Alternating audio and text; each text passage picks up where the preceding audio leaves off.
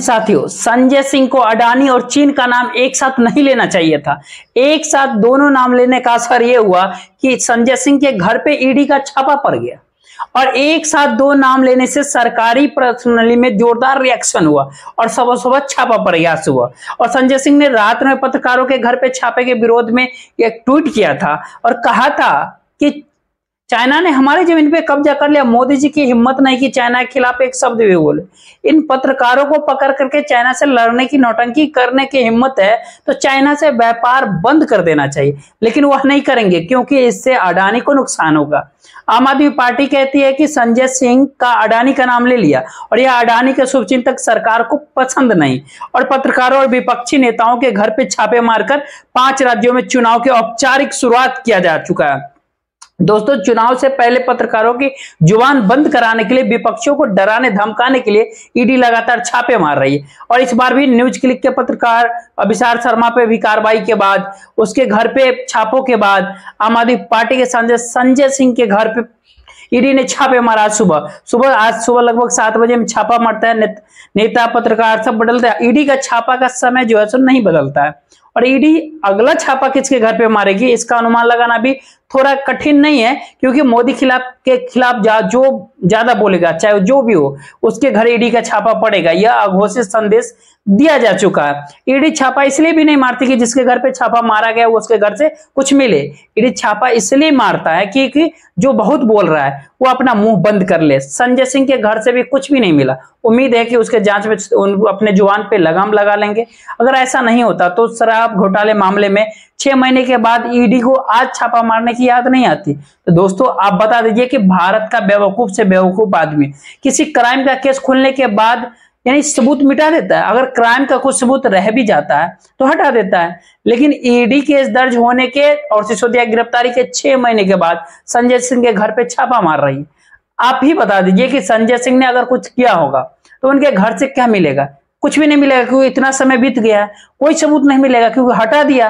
लेकिन ईडी को सबूत चाहिए। ईडी केस के दबे हुए सबूत जुटाने के लिए नहीं, बल्कि चलती हुई जुबान को बंद कराने के लिए छापा मारती। संजय सिंह कहते हैं कि ईडी ने जब शराब में चार्जशीट में जब राहुल सिंह के जगह पर गलती से संजय सिंह का नाम लिख लिया था, तभी पता चल गया था कि ईडी को संजय सिंह के घर पे शिकंजा कसने की ऑर्डर ऊपर से आ गया है। देश का बच्चा हर एक नागरिक जान रहा है कि ईडी संजय सिंह के घर पे छापा मारेगी। पिछले कई महीनों का इस दिन का इंतजार था।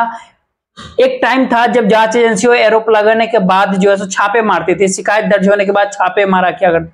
लेकिन आज एक समय ऐसा है कि पत्रकार या नेता या जो भी व्यक्ति ज्यादा बोलता है और जो मोदी जी से सवाल करता है, जो सत्ता से सवाल करता है या उनके खिलाफ जो अगर कोई भी आवाज उठाता है, तो उसके घर ईडी का छापा अनिवार्य तौर पर पड़ता ही है।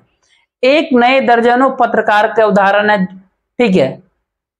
ऐसे कई लोगों के ईडी की कार्रवाई को लेकर के दिल्ली के मुख्यमंत्री अरविंद केजरीवाल ने भी इस केस में 1000 रेड पड़ चुके हैं। संजय सिंह के घर पे कुछ भी नहीं मिलेगा।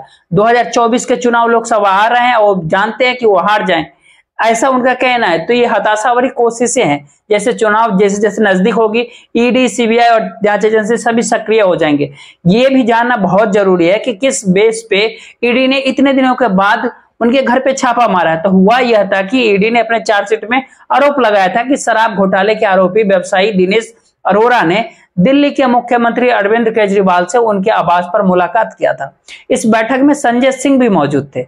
सरकार ने ईडी और सीबीआई का मजाक बना करके रख दिया।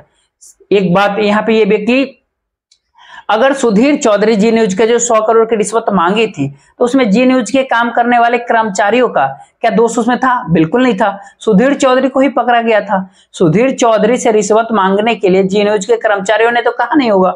उसी तरह अगर न्यूज क्लिक में अगर कुछ हुआ, कहीं से कोई धन दौलत आई, तो न्यूज क्लिक के कर्मचारियों को, कंपनी के पत्रकारों को क्यों उठाया गया?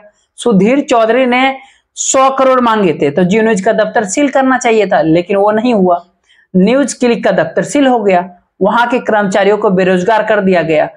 तो कुल मिलाकर के दोस्त ये समझे कि अगर किसी कॉम्पिटिटिव एग्जाम में आप अगर लिखने के लिए जाए कि व्हाट इज ईडी, ईडी क्या है, तो ईडी में लिखा जा सकता है कि ईडी वो है जो बीजेपी की कंपनी है या उसके खिलाफ बोलने वाली एक संस्था है जो कभी कभी विदेशी फंड के मामले में भी जांच करती है। उसका प्रमुख काम जुबान बंद कराना है। भी ईडी को लेकर के यही एक सही वाक्य बनता है।